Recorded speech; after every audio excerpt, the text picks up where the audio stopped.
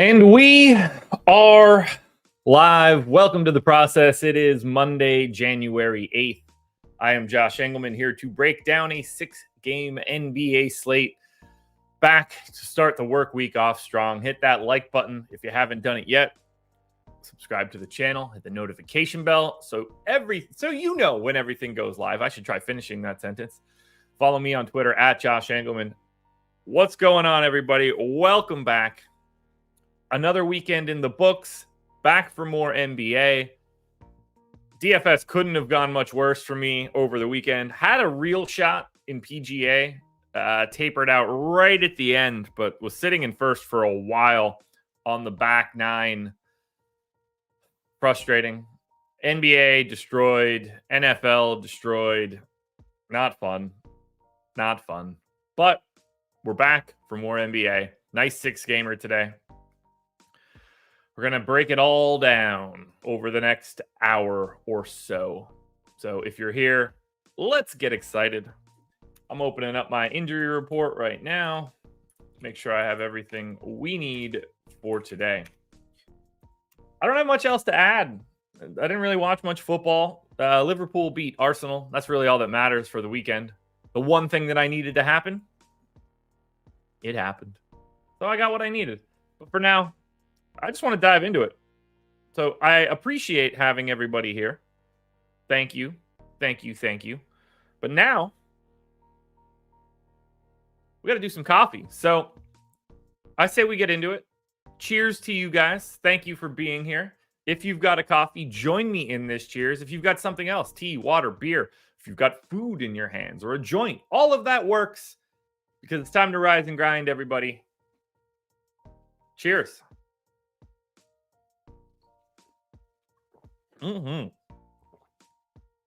All righty. Diet Coke, that'll work. I've been rocking the Coke Z's no caffeine lately. That's scratching the itch for me. Here we go. Chicago Bulls.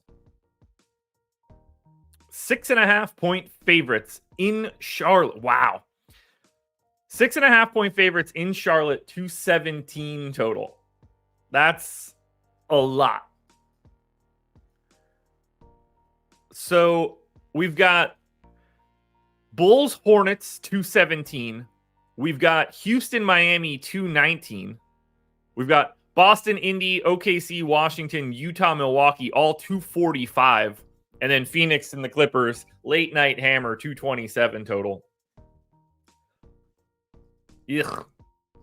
Yuck, yuck. Okay, so let's get into the Bulls. First team up. Caruso questionable, Levine probable, Vooch probable, Patrick Williams questionable. So basically what we got last time plus Caruso, I guess. So sort of back to what we would expect out of Chicago. So let's think this one through a little bit. I'm going to cut the entire rotation, make it a little bit easier to project. We'll stick with 36 minutes for Kobe White. We will stick with 36 minutes for DeMar DeRozan. I will assume Patrick Williams plays 30 or 29, I guess. 29. Yeah, this is a case where if there was one more game on the slate, I would be okay with dropping the Island game, but I don't because this is the gap that I didn't want. 2.5 hours after the 8 o'clock tip. That is annoying, but I also don't want to go down to a 5-gamer. So I'm okay with all 6 being included because the slate is small. If there were 8 games and you had to drop and you had this 10:30, then it should be gone. But for this case, I would rather have it. All right, so we got Drummond starting, right? He started whatever night that was. Was that yesterday? 2 days ago? What day did they play? The 5th? 2 days ago. Same matchup, by the way, against Charlotte. We did get Drummond starting. They did close with Vooch. They basically split all of the time. The real question becomes, do they start Vooch today?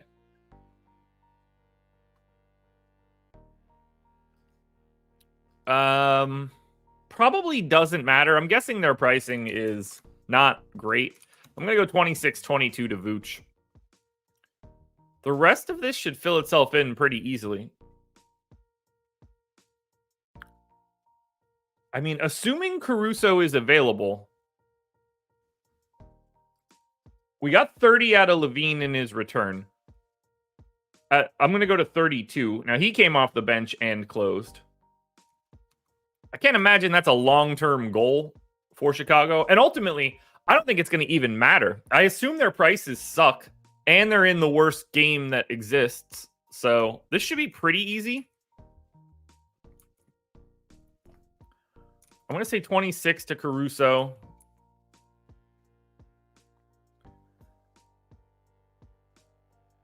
I'm going to say 26 to Dosunmu. And that just leaves me 7 random minutes, which I will hide on Javon Carter.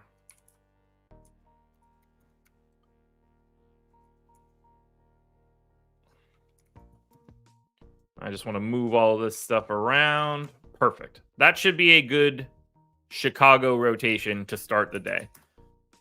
Charlotte, on the other hand, probably not going to be a fun team to project. What do we know for the Hornets? Let me guess. Mark Williams is out. Oh, figured it out. No Gordon Hayward, no PJ Washington, no Mark Williams. All right. Now, we had no Gordon Hayward last time out. PJ Washington played 1 rotation, never saw the floor again. He got injured and then left. So the second half of this game will look a little bit more telling. I think we could start it off right out of the gate, 36 minutes to Terry Rozier. I think we have to go, with this being in Charlotte, I'm going 38 to Bridges. He's been playing in the past 8 games for him. 37, 37 and a half, 38, 33, which I'm guessing was a massive blowout because no one played more than that. 37 and a half, 36, 40, and 42.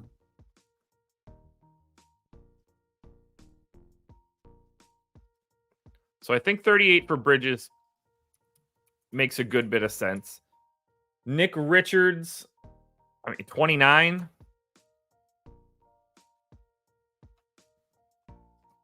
We need to get Brandon Miller in for 30. We got Cody Martin starting, playing 36 minutes in this one last time out. Seems to me we're going to do the same thing here. I think we got to go 32 probably.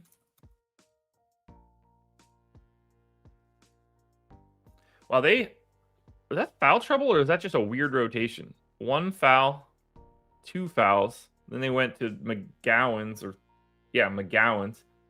And then he's up to 4. No, he still only has 3. 1 stint, and then they went to Nick Smith over Brandon Miller. Weird rotations.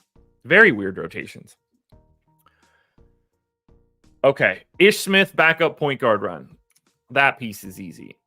Now we need to think about the rest of this. So Nick Richards, they had in the second half, Nathan Mensah, direct backup to Nick Richards. Now I'm not going to give him 19 minutes, but I will give him 18. We did get JT Thor in. And I think he kind of has to play. So I'm going to give him 11 for right now until I fill out the rest of it. But I think I'll have a little bit more and I can move Miles Bridges down to the 3 a little bit. Nick Smith would be up next. He appears to just be playing like 14 minutes a night. And then that leaves me what would have been 20 for Bryce McGowan's, but I don't need 20. McGowan's only played 5. I'm actually going to give Ish a small bump. Then I can get 12 for McGowan's, 4 more for Thor, and that can be Charlotte. Feel pretty good here. Let's take a look and see what we have for this matchup. Can make that a little bit bigger for you guys. So for the Bulls, like I said, 6-point favorites, 217 total. Terrible spot. Good spot against Charlotte in that their defense isn't very good. Not a great spot in that this entire matchup is filled with shitty offenses. If you're playing anybody from the Bulls, it's either $7,800 DeRozan, $7K Levine, $4,700 Patrick Williams, $7,200 Kobe White. Like, those guys are in play. DeRozan's the best of the bunch. We will not be getting to much of this game. Meanwhile, on the Charlotte side, a little bit more appealing just because of the way they run their rotations. While Chicago is pretty concentrated, or not very concentrated, like, you know, because of the way that they were running guys off the bench, it was a little bit more spread out. Charlotte's a little bit more concentrated. So you've got this giant 38-minute chunk for Bridges in a decent enough spot, other than the fact that Chicago's dead last in pace. Terry Rozier at 8,300. I think he looks good. I think 5,700 for Nick Richards is at least interesting because they probably want him to play a little bit more if they can. They're like, with no PJ Washington and no Mark Williams, they're getting thin at center. Cody Martin is worth a look at shooting guard small forward, 5,400.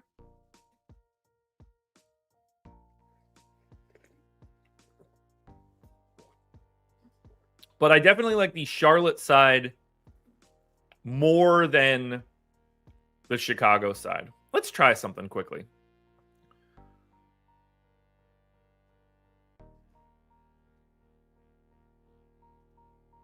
How do I want to do this? Do I have a good way that I can visualize everything? I don't think I do.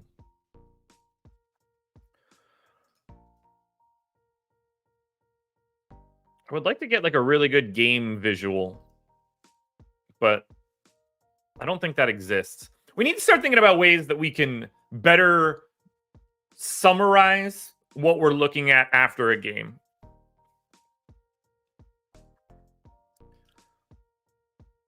And I don't really know what that's going to be. Maybe we can... Let's grab this table. Roll out here a little bit. I will refresh.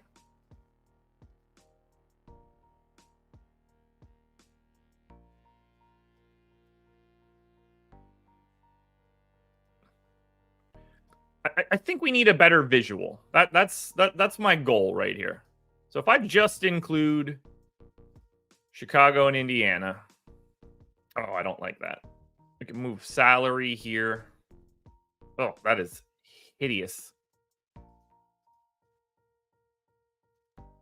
I want us to be able to like really evaluate a game after we project it.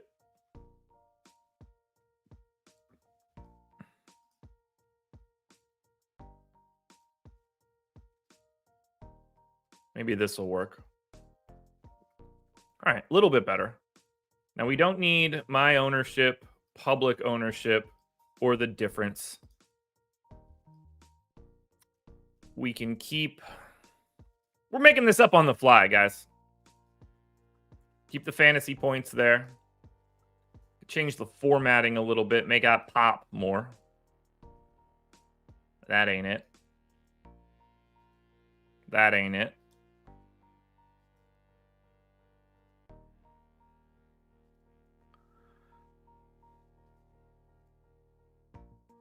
Ooh. I'm a purple guy, but that's not popping the way that I'd like it to. Well, that certainly pops.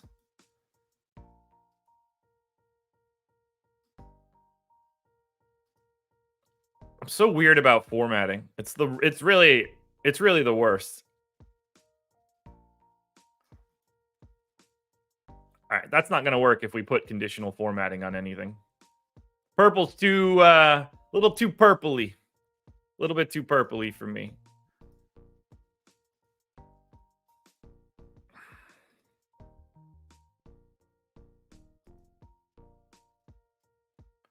So what we really want to see Have I thought of interior design? I have not. I don't have that kind of eye. I could build a spreadsheet like the best of them, but I have no real skill set when it comes to visual experiences. It's pretty tough.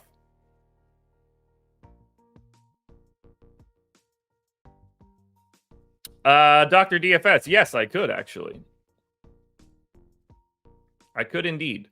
I can pretty much show anything that we want to see. Like I can get the full stat line here. Ugh. Here's a question. I obviously use Microsoft Excel a lot, like more than most people do in a given day. When you quickly add something to a pivot table, is there a way to make it not assume the wrong shit? Like, I hate having to go in and change all of these to sum totals. There's got to be an easier way for it to think that I don't want a count. Especially if I'm already summing up everything else that exists.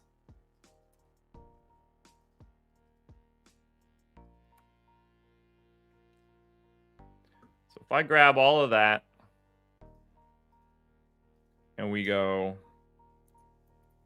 points, offensive rebounds, defensive rebounds, rebounds.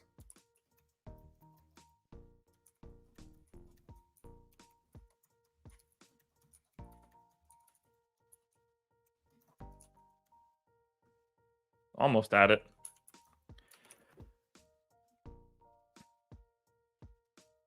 Oh, that's just so blurry. And I mean blurry as in like it's too much data. We're not going to be able to do this on the fly. Not going to be able to do this on the fly. We'll be good. We know what we're talking about here. Bridges, Richards, Rozier.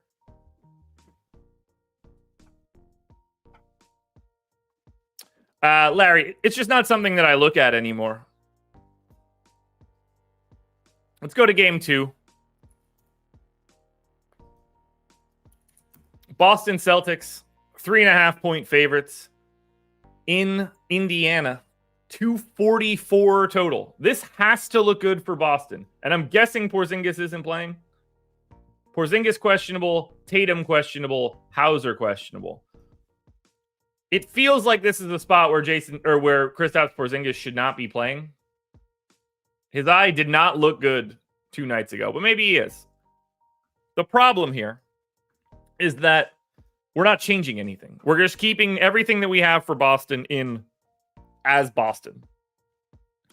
So I'm keeping 32 for Porzingis. I don't think I'm changing anything for this rotation.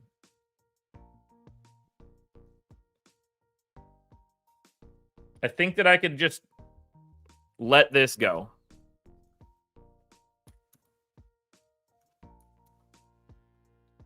Barely changing it. Enough that I don't get Pritchard and I don't get Sam Hauser is really all I care about. We got 32 minutes for Derek White. We got 34 for Jaylen Brown, 36 for Tatum, 33 for Drew. All of that seems fine to me.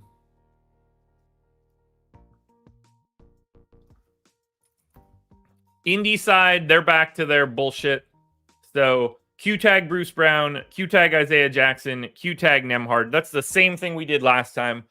We ended up getting no Bruce Brown in that one and Andrew Nembhard. So Nembhard has missed his past 3 and basically 4 straight.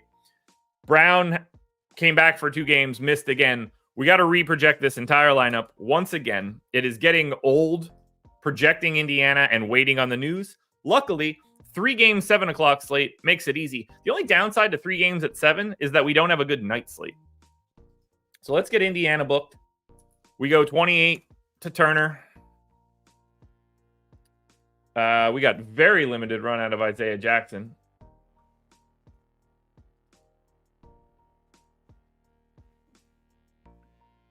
Was the backup, but then they went to a bit of Jalen Smith as the backup.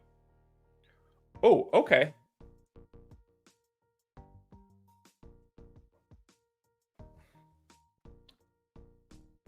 So Oh, I was looking at the wrong dude. I was like, wow, I think they went without any of those centers for a second, but they didn't. So I think we could go 12 to Isaiah Jackson. 8 for Jalen Smith at center seems like a lot, but that is exactly what they did. Now, Isaiah Jackson did pick up a healthy amount of fouls. He had 4. So I think 12 works. So then we get 8 to Jalen Smith. Smith played 25 and a half in abbreviated time, I might add. I think 22 feels about right. I'm going to get Halliburton in for 35. Neesmith, I feel pretty good about at 29.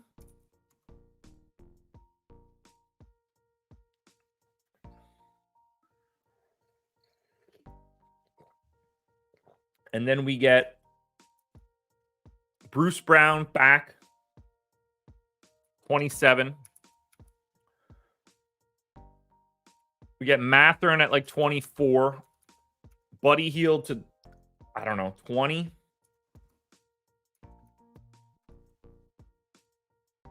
We haven't had Nembhard in so long.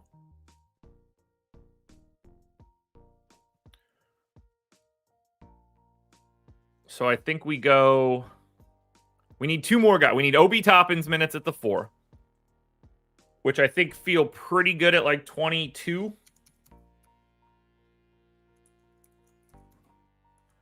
That leaves me 21 minutes. Now, I'm not going to go to 21 on Nembhard, but that does allow me to go to a decent chunk.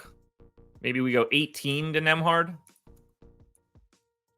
That leaves me 3 minutes for TJ McConnell as like spillover, which I think makes a bunch of sense. So that should work for Indy. Now, Indy should look awful here against Boston.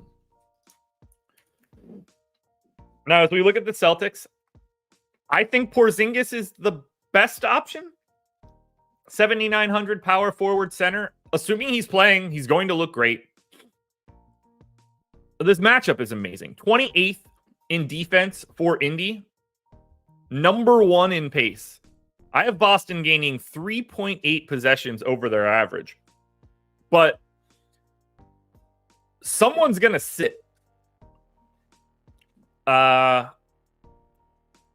think we're going to be missing one of Tatum or Porzingis. If that line is 3.5 on the season, Boston is +9 over Indy. So even if you cut that down for home court and call it +6, or in this case, -6, we're 2.5 points short. So it seems like we're going to be missing one of Tatum or Porzingis, at which point it doesn't really mean anything to us right now. It just means that the only guys we're playing for Boston are White, Brown, Tatum, Holiday, Porzingis.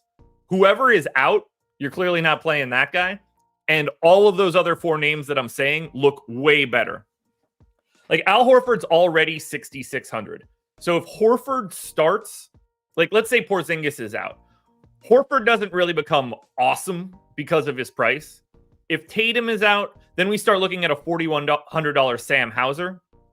But as it stands right now, just play the starters. But we're gonna see one of 2 things happen. Either one of Tatum or Porzingis, or potentially both, who knows, are out, or this Boston line goes to like 5.5. So take that whichever direction you want to go, but that is where we stand. For Indy. All right, so the Pacers look better than I was expecting.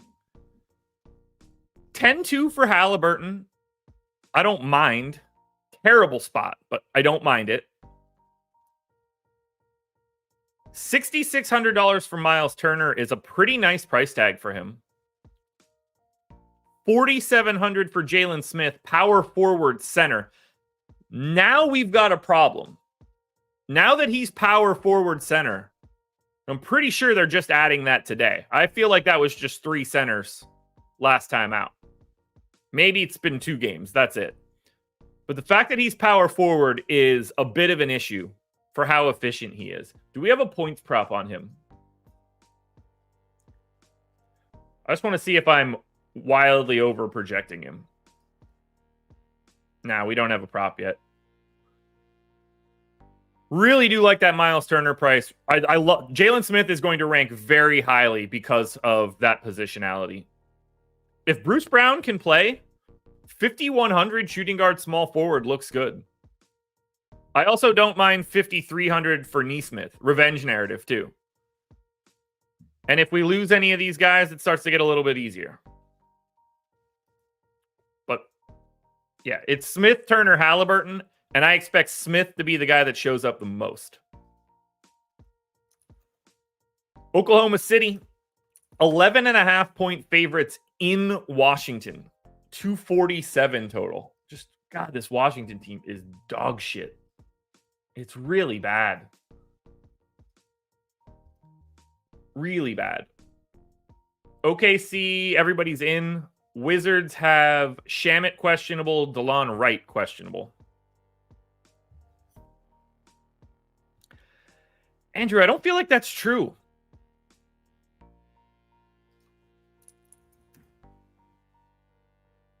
I feel like that just got added back to him.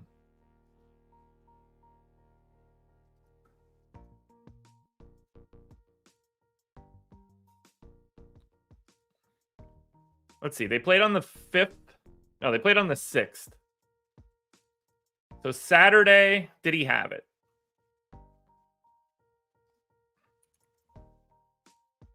He had it Saturday. I don't feel like he had it on Friday.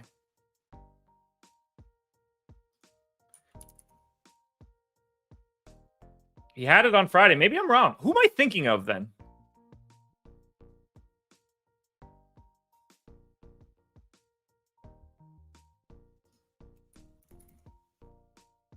Okay, so he was power forward only. Maybe that's what I was thinking of.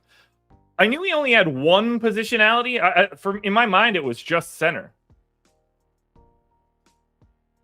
But apparently, I am wrong. So, Andrew Martinez, my apologies. He has had it for a while. I'm dumb. I'm dumb. Was it? John, was it Toppin? No, they didn't move Toppin to center only. Yeah, I don't know. I don't know what my memory is. If we hit that team, maybe I'll notice it. Somebody had center only that like really surprised me. I don't remember who that was now. Doesn't matter. We're on to OKC. OKC really doesn't matter in these cases. We've got 36 for Shea, 31 for Jalen Williams.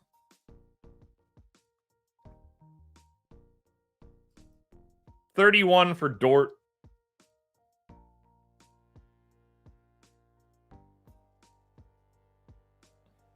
$30 for Chet. That should probably be 31. None of this should matter. Cason Wallace 20. Isaiah Joe 16. Yeah, we're good. Same as always for OKC.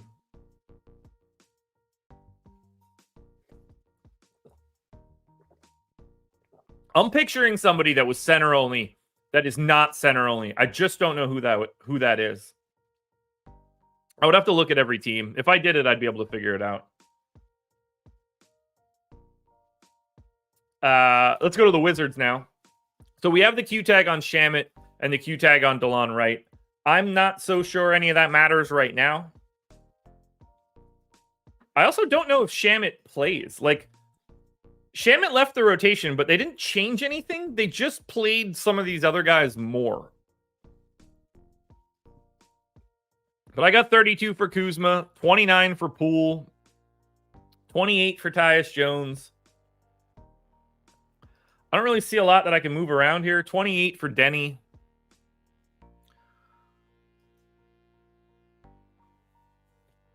Yeah, I think I'm just keeping this Washington rotation. I mean, what else would I change? I can't bump Gafford. They're not playing Gallo. They get blown out every night. Can't imagine they're going to look good either. OKC should look great, and they do. 10-4 for SGA. It should be very difficult to get to, like, the dynamic between Tyrese Halliburton and Shea will be very interesting from ownership because Shea gets to face the Wizards. Halliburton gets to face the Celtics. It will be very interesting to see which guy pulls more ownership because I like Shea more, but if it's dramatic, then I will take my chances on Tyrese Halliburton. I like $7,700 Chet. You can go to Dort. I think it's a tough sell to go to Jalen Williams or Josh Giddey.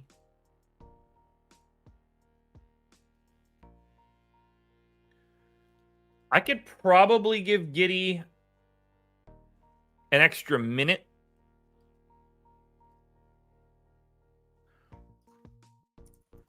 Kind of want to get him to 25. Yeah, I think that looks a little bit better. But it's the starters for OKC. No immediate jump off the page value. I think Cason Wallace would be that first guy up, which sucks. But get yourself Shea. For Washington, though, alrighty. Well, guess we need to have this conversation. I think the Wizards are more appealing than I ever would have thought they'd be. Maybe everybody trims their minutes if Shamet comes back. Is that what we do? Do I take like 2 minutes off of everybody? Make them look a little bit worse?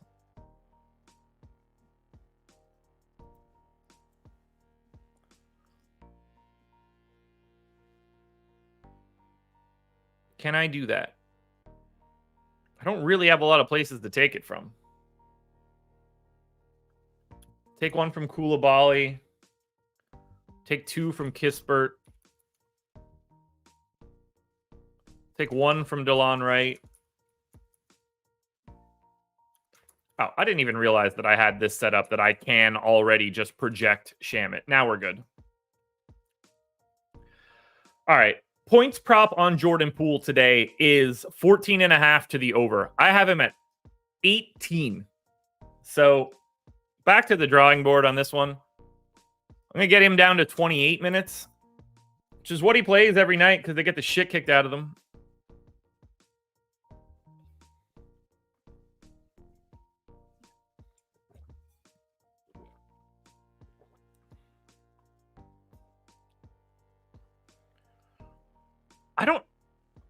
I don't see a logical way to project Jordan Poole the way his points prop looks.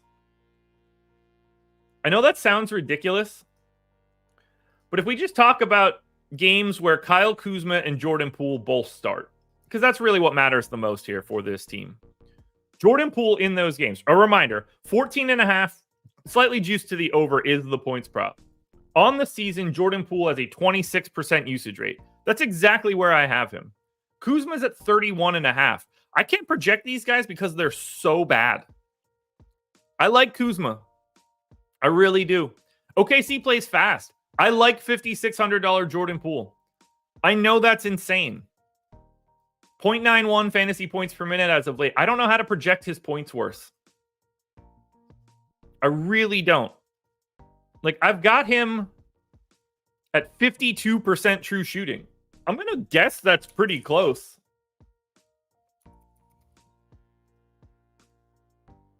Yeah. 52% on the season. I like Jordan Poole. I think he's being underrepresented. I don't like this. I don't like this at all. I don't mind Gafford. I don't mind Tyus Jones. I don't mind Denny. Bilal Koulibaly is a bit of a problem.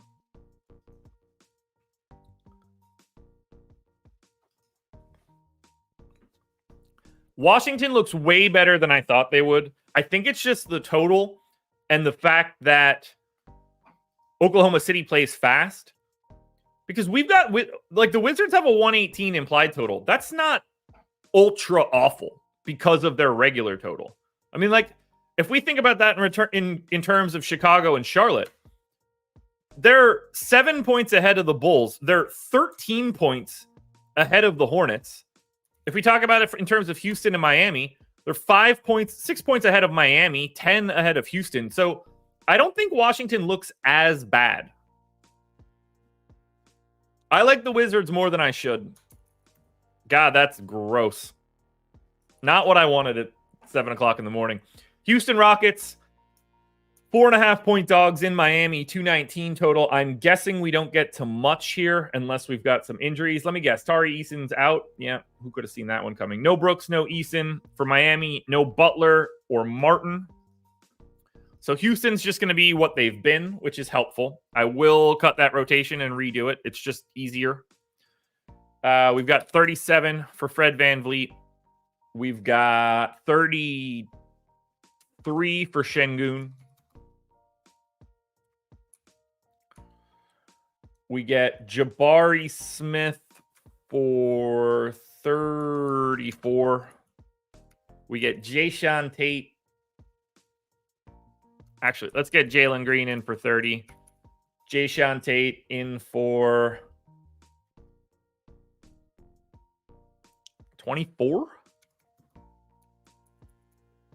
Aaron Holiday grabs the backup point guard minutes. I like that Cam Whitmore's just a part of the rotation now. So we've had the same rotation for 3 straight games. That is helpful. Now, are we getting Jabari as the nominal 5 or Jeff Green as the nominal 5? Last game was the 6th. Houston beat Milwaukee. Şengün comes off the floor.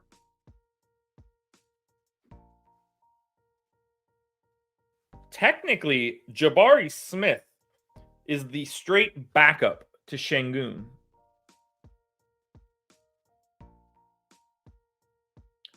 They always had Jabari Smith out there. They didn't technically always have Jeff Green out there, but they kind of did.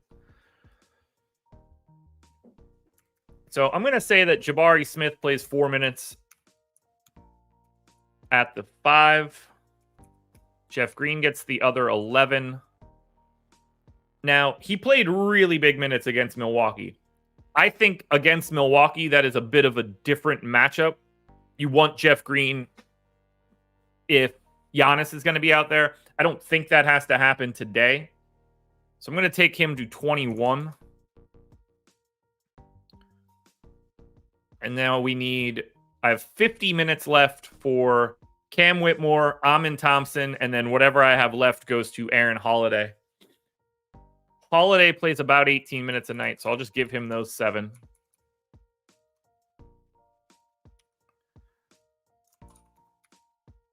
We're going to get Cam Whitmore 15. We're going to get Amin Thompson 17. Now that leaves me 11. 3, 4, 5, 6, 7, 8, 9. That leaves me 11 extra minutes. I don't have a natural place for those to go. They don't play Jalen Green enough.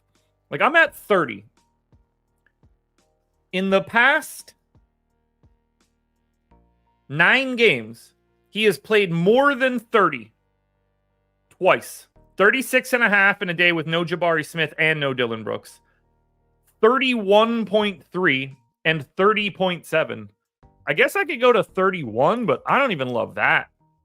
It's not VanVleet. I'm not going more to Tate.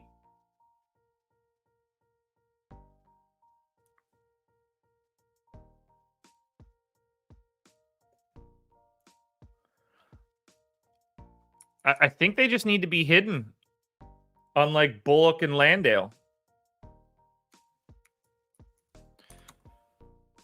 I'm probably spending too much time on a Houston team that isn't going to look good. Now we get to Miami. Reminder, no Butler, no Caleb Martin. So let's get Bam in for what I assume is his 36. It is. We get Jaime Jaquez in for his 36. We get Kyle Lowry in for 25. Hero in for 35. Who started last time out for Miami, and when was their last game? They played on the 5th.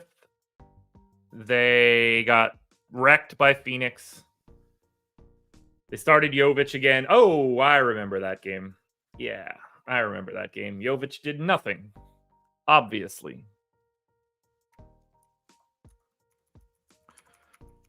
So we're going to start Jovic again, I guess. Wait, is Highsmith available? All right, Highsmith is available. That is a complicating factor here. Did Highsmith... Oh, Butler was back for that game. So dumb. I hate this Miami. I really do hate Miami. This team is a pain in the ass.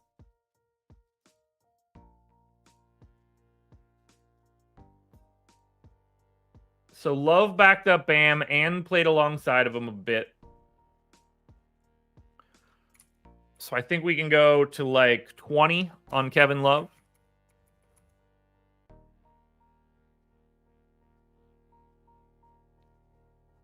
I mean, that Jovic rotation, did he... No foul trouble. Just didn't play well. Not like it was going great for Kevin Love in the first half either. Oh, yeah, Kevin Love had 15 in the first quarter. That explains it.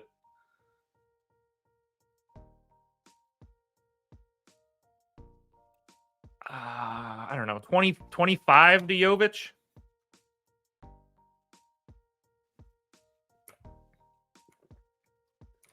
Go 15 to Highsmith. 23 to Jay Rich. 25 to Duncan. I think that makes a lot of sense. I can't imagine we're liking this, but Houston. $8,500 Şengün is the best option. Jalen Green, Jabari Smith, Fred VanVleet all look very similar relative to salary. Ownership will play a big role in those guys. I'm okay with the projections that I have for them. So, yeah. Houston is Şengün at the top. VanVleet, Jabari Smith, Jalen Green, all in that next tier. For Miami, all right, Miami looks a little bit better than I thought they would.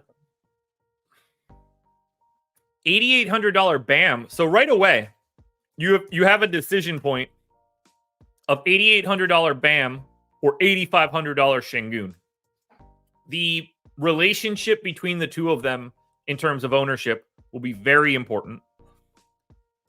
I will be playing Nikola Jovic today at 4,700. I don't believe that I have him projected in any way that's crazy.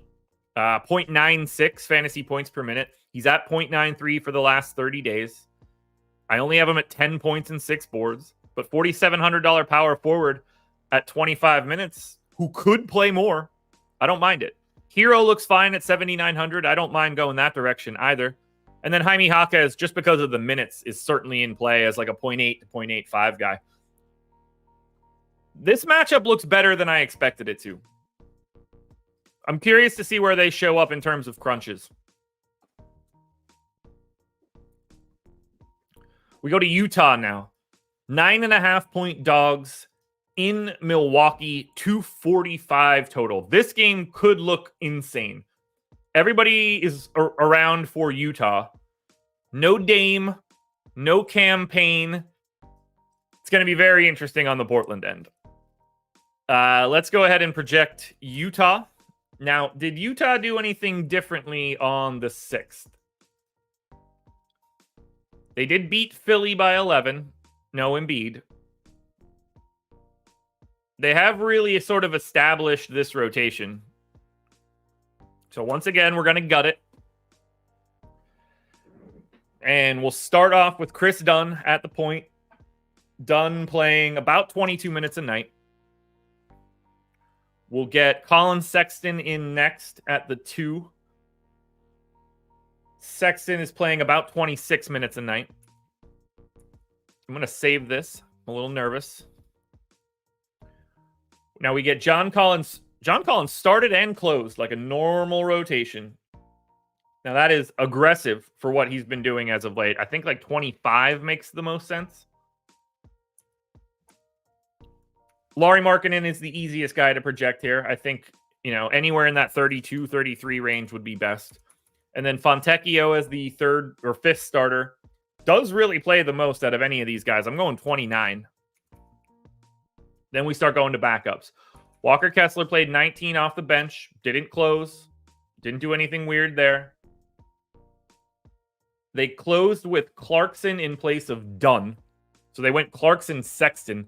The defense on that team must have been stellar. Clarkson, Sexton, John Collins. Oh, I mean, this team can't defend anything. But I guess you can do that when you play a Philly team without Joel Embiid.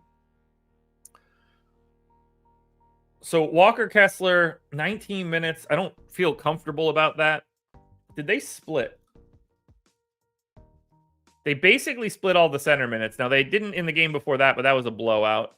They can play alongside of each. Okay, that was OT. They split. That's 44 plus 4 for the blowout. So that's a split. So they really are basically splitting the center minutes. Maybe you can get to like an extra minute or two to Kelly Olynyk. I'm going to go 25-23.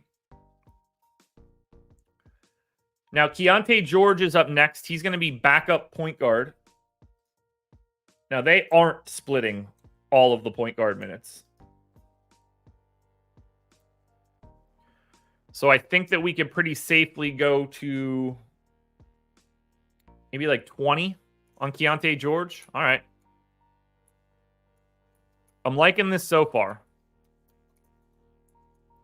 I'm going to go 28 to Clarkson.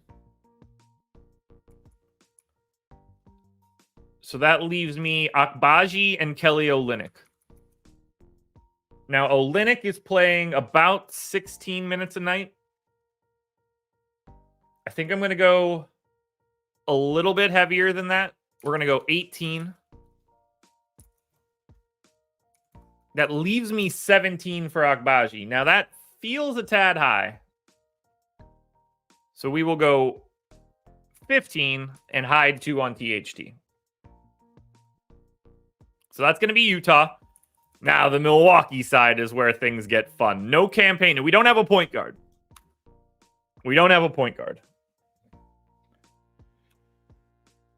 Oh, man, this is going to be an event. Well, let's get the other guys set up first. So I think we go 33 Brook Lopez, 36 Giannis, 31 Chris Middleton, and then Beasley for 27. All righty, who is the point guard for the Milwaukee Bucks?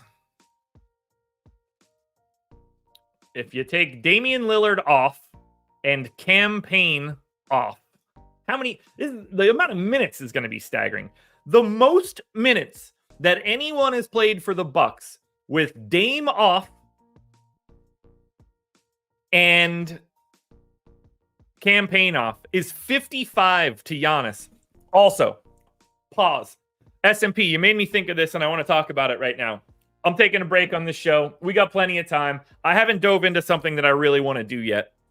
I'm going to share the screen. We're going fully off the reservation for what I'm about to do, but your marketing comment had me thinking about something. So, brief break. We are going on a journey to the Fanspo trade machine. I was ruminating on this one earlier today. I want to get everybody's thoughts. All right?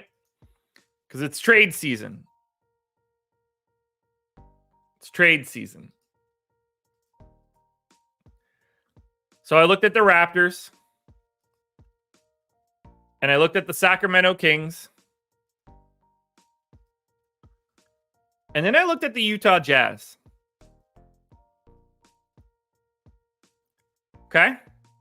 Maybe you'll see where I'm going here. Maybe not. I don't know. But I was thinking, they're talking about trading Pascal Siakam, right? Would be a really nice... Well, I don't know if he'd be a nice fit, but this would go well for the Kings. So we get Pascal Siakam to the Kings. Now they're going to have to trade some salary. I don't think the Raptors want Harrison Barnes back, so we could hide him on the Jazz. But what if the Jazz just want to get some assets and sell at the top? Would it be crazy for the Raptors to just turn Pascal Siakam into Lauri Markkanen? This is a team that is devoid of shooting, as a fit at the 4, in between Scotty Barnes, defensive status, functional creator, can't shoot really. Jakob Poeltl, great rim protector, not going to be a stretch. You get the ultimate stretch, the ultimate play finisher in Markkanen, fitting a team now with Emmanuel Quickley and RJ Barrett having the ball in their hands. I like that fit. The Kings will happily upgrade to Siakam. Then you get another legitimate rotational piece. Now, the Kings in this situation are going to have to give up probably 3 firsts. We're looking at something like, an unprotected 30, an unprotected 28, probably like a pick swap or 2. Let's just say 3 firsts. The only downside is that there's not I don't think the Raptors would want to give up Grady Dick. But neither one of these teams has a young dude that I think makes a lot of sense. But Utah could very easily flip Harrison Barnes again, or if they needed to. But I love the fit of Markkanen to Toronto. Aaron, you're looking at it through the wrong lens. You're looking at it through the wrong lens in a big way. You're forgetting that this is the Sacramento Kings.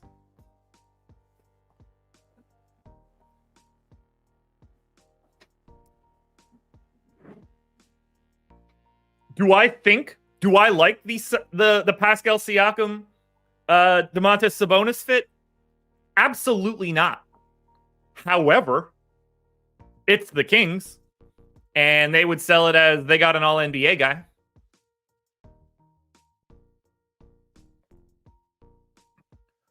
But I like this.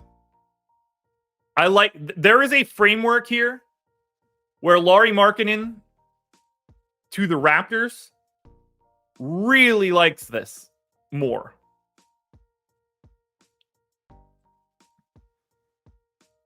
Dominique, I just gave them 3 unprotected Kings firsts. That shit used to be gold.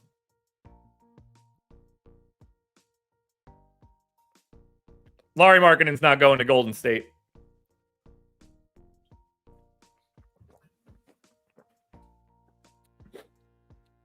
This trade desperately needs a young flyer. Like Colby Jones to the Jazz or something like that if they liked him. Or Davion Mitchell to the Jazz as a Chris Dunn replacement.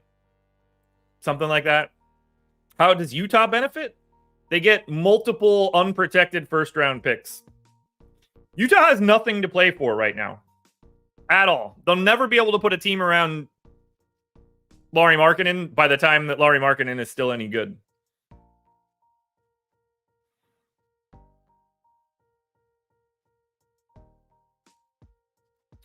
I sat and looked at this for a while, and I couldn't figure out where I would want to go. But anyway, that is the journey that I wanted to go on. Thank you, S&P.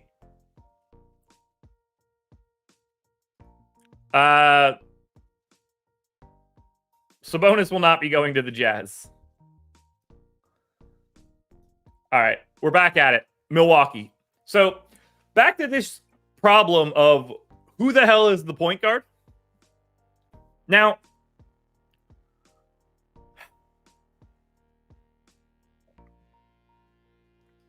maybe the question is as simple as, is there a point guard? Do they even care? Do they just start Pat Connaughton and call it a day?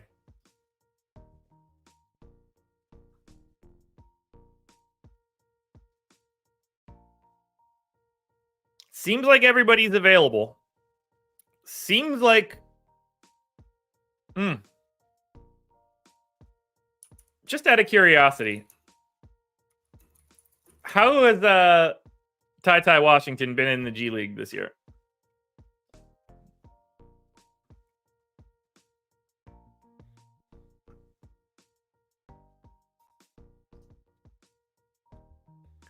Ty Washington has played 4 games in the G League. Fantastic. Now, he is averaging 10 assists per game in the G League.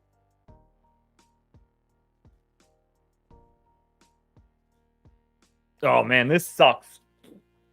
Where in the world are we going here?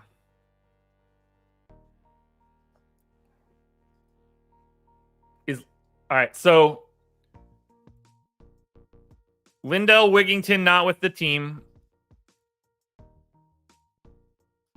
Assuming Ty Washington is with the team, this feels like the perfect opportunity to give him run. You're playing Utah. You don't have your starting point guard or your backup point guard. I'm going to say that he plays 14 minutes. They clearly have the playing time to go around here. We have to fill 48 minutes. 48 minutes.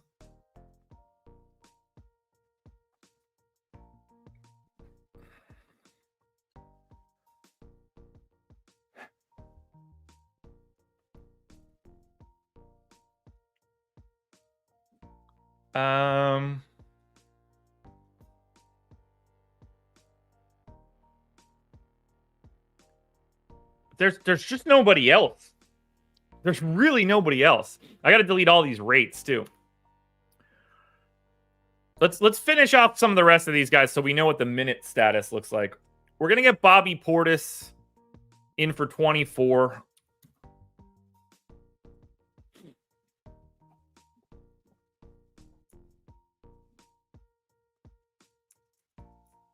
And then let's get... These are just going to be baselines. 22, Pat Connaughton.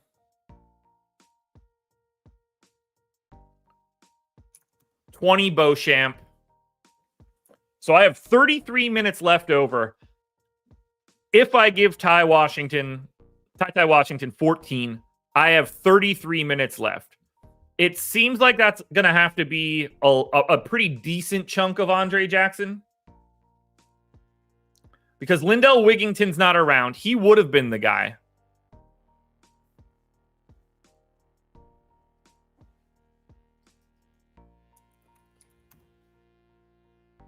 It doesn't seem like it's going to be AJ Green.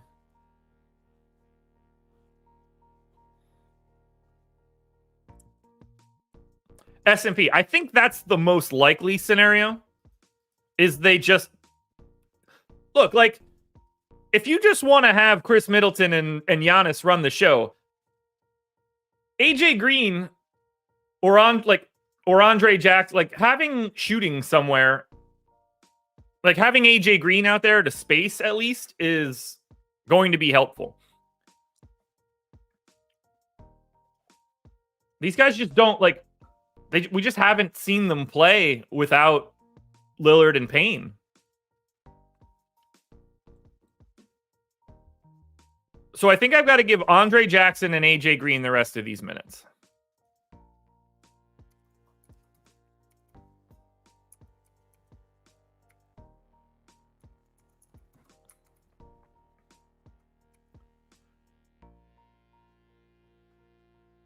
I'm going to go... If I go 22 Andre Jackson, 11 AJ Green... I don't think there's going to be enough minutes for AJ Green because I definitely want to go to more on Connaughton.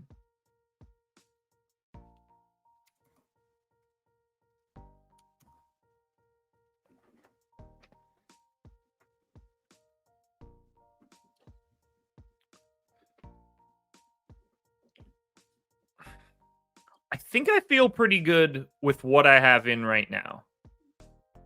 I mean, and this is certainly one where, well, we're not going to have, we probably won't have that starting lineup until 7:30, which will be annoying. But they don't have a ton of options either.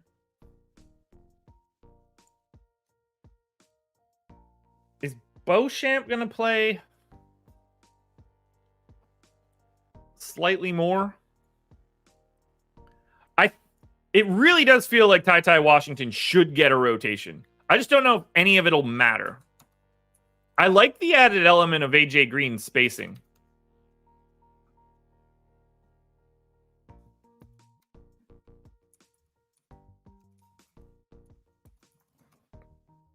All right.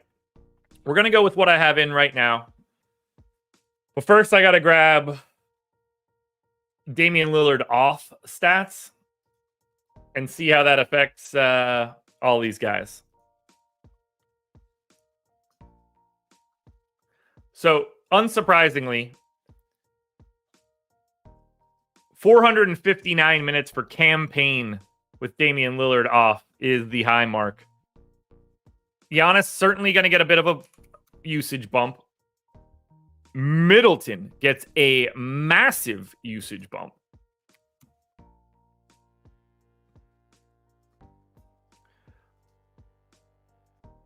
Middleton, Giannis, both starting.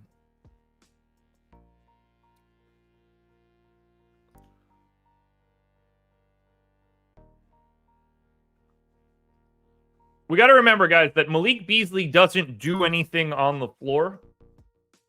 So Dame being out is not helpful for Malik Beasley. Malik Beasley is a 9th percentile assist rate guy. He's probably worse by not having him out there.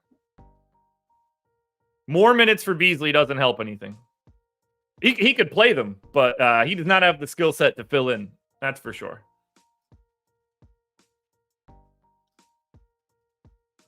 All right. Portis, I don't really have to do anything to... I might have to go even higher on Middleton's usage rate, but let's see what the points prop looks like first. I want to finish that up. Let's grab assist rates, actually, before we do anything. Giannis does see a little bit of an assist rate bump. Middleton sees a pretty sizable assist rate bump.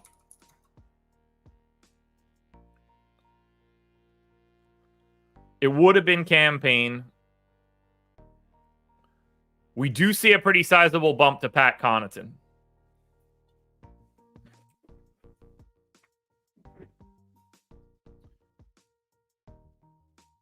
All right, so let's look at the points props here. If we have them. And we do. Nice. We have them for the main guys. Giannis. Points prop is 35.5. I got him at 35.7. Nailed it.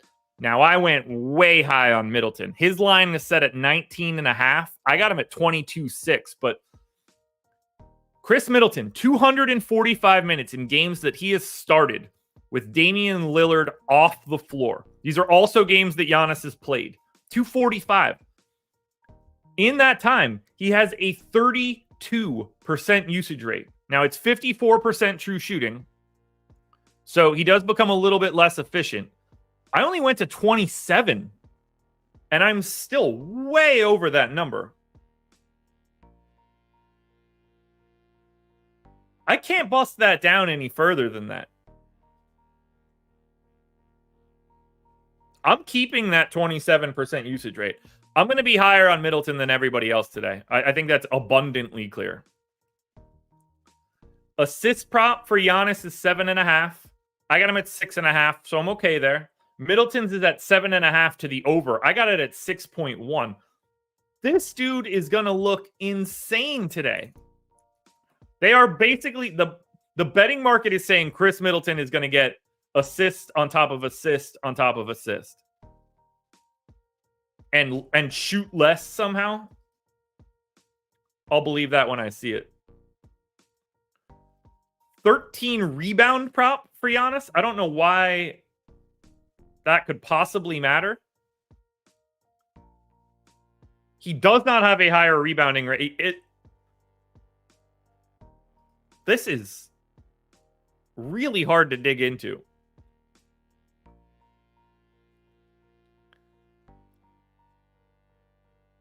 Is Giannis like near the basket more? Maybe a little bit.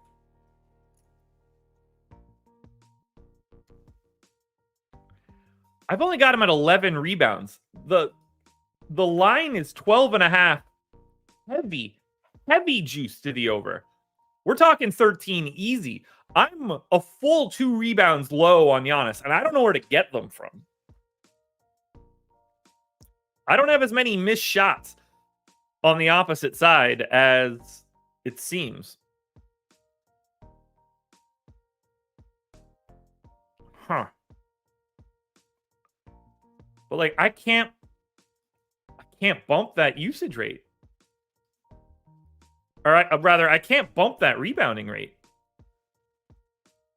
Unless I'm just low on the season, which would not make a lot of sense to me either. No, and it doesn't. I'm going to be lighter on that Giannis rebounding prop, too. All right, let's see what these guys look like. So, Utah side. Can't look good. Oh, God, yeah, it's disgusting. Disgusting. Sexton, 5,800. Markkanen, 8,100. Fontecchio, I guess.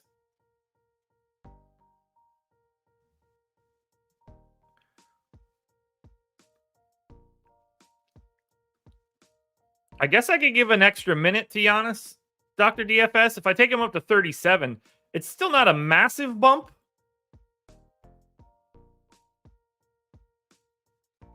But maybe that'll help a little bit. Let's look at see what we have for Milwaukee. So I have Giannis at 1.8 fantasy points per minute, which is exactly where he's been for the last 30 days. He looks really good. 7K Chris Middleton is probably the best play on today's slate. And I really like Brook Lopez. After that, look how blurry this is. Here are the value numbers for everybody else. Andre Jackson, 4.6x. Bobby Portis, 4.6. Malik Beasley, 4.6. Marshawn Beauchamp, 4.6. Pat Connaughton, 4.8. Ty Washington, 4.7. Horrid. I don't know what you do here other than jam Chris Middleton.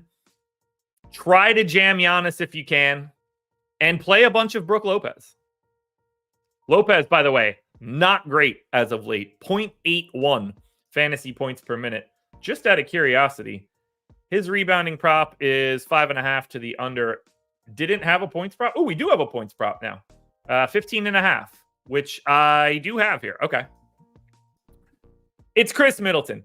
Even if I think that I'm a little bit high on Middleton and I take 2 real points off of him and I just take him to 40, that's still 5.7x. You got to get to a lot of Chris Middleton and Giannis. No other way around it. The rest of that is going to be really, really disgusting. We close it out, late night hammer, which I can't imagine looks any good. Phoenix, 6.5 point dogs in Los Angeles against the Clippers, 227 total. Phoenix is on the back-to-back. Clippers are also on a back-to-back? Yeah. So, not a lot we can do with this one. We got to project Eric Gordon in for Phoenix. He's missed the previous 2.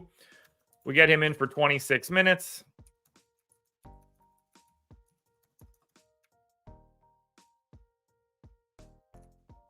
I start trimming minutes accordingly.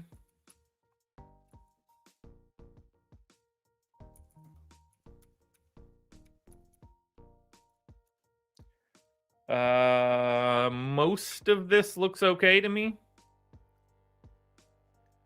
Ooh, Nurk played 32 last night. That's interesting. All right, Eubanks played again. That's also interesting, but that's a Gordon thing, I reckon. We can take Metu down. Do something like that.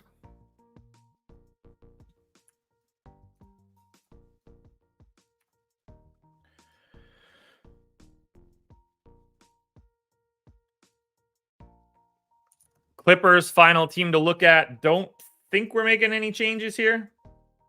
35 to Harden, 36 to Kawhi. Maybe I go 35 Kawhi, 35 PG. We got 23 to Mann, 27 to Powell, 20 to Russ, 18 to Coffee, 17 to Tice, 27 to Zoo. Go 28 to Zoo. Hide more. Not a lot to like in this late game. We'll be able to zip through that one pretty quickly. Phoenix, Beal, Booker, Nurkic, Durant.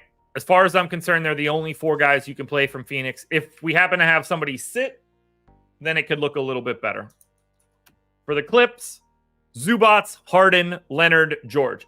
It's the same team. It's 3 guard/wings and the center.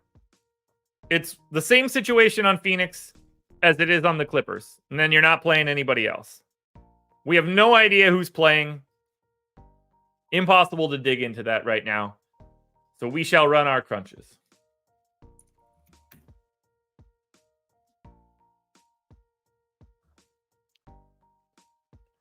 First one up, DraftKings Optimals.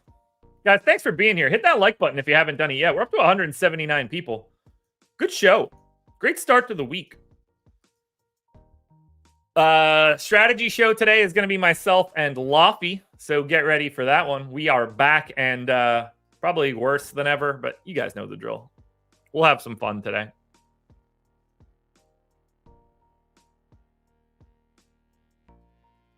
Let's grab the projections and see where we stand. I got a sneaky suspicion we're going to see Ty Washington and some of that other like value garbage showing up so that we can jam Giannis, which won't be fun. So, first one up, DK Optimals.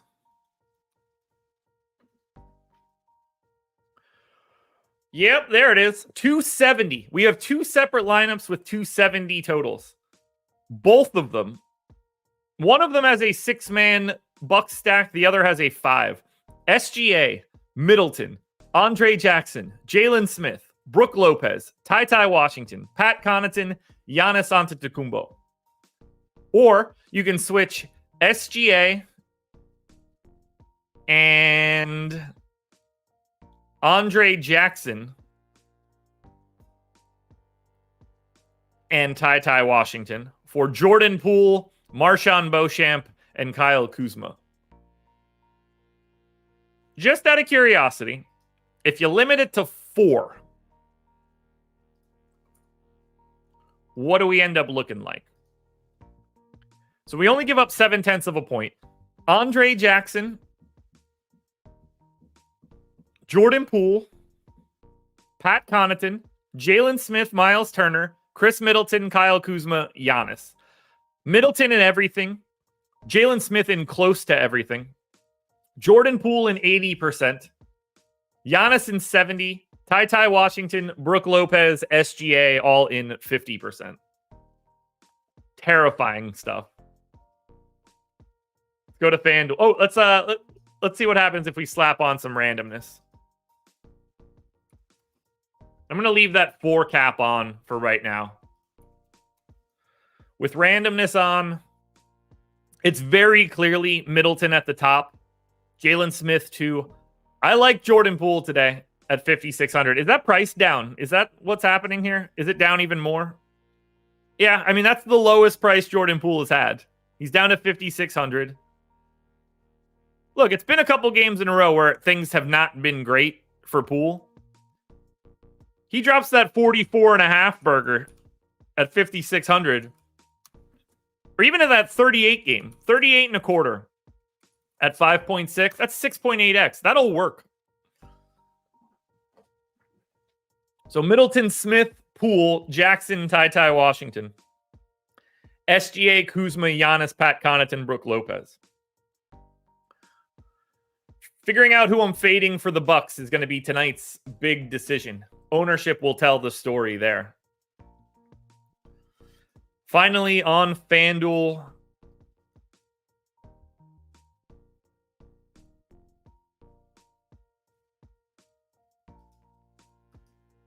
Here we go.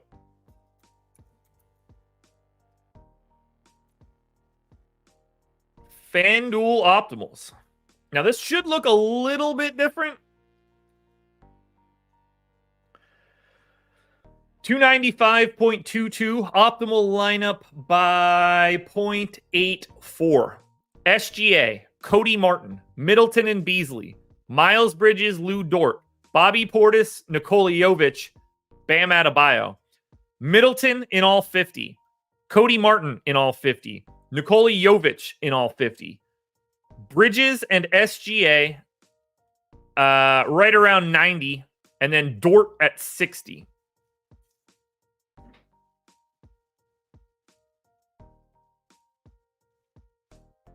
And then finally, we throw on a little randomness. I didn't even check. Does FanDuel have the whole slate? They do. With randomness, it's Nikola Jovic, Chris Middleton as the two best FanDuel options. Look, 4K for Jovic and power forward. That is value that doesn't really exist in the same way. Cody Martin next, then Dort, and then it's everybody else. So Jovic, Middleton, Martin, Dort, my 4 favorite plays on FanDuel. Don't like that at all. Ownership will tell the story for today, but we've got a fun one on our hands. Let's enjoy it. Contenders videos out in a bit. Prize picks video out in a bit. Strategy show with Lofty. Deeper dive later tonight. You got me all day, folks. I will not be anywhere else. Got a lot to work on today. Might see some changes in the near future. Keep your eyes peeled for that. Thank you guys for being here. That's going to be it for me. I've had a great time. We're back again tomorrow. Very easy week of games. So we have some fun process shows to break down. But for now, guys, that is going to do it. This was the process.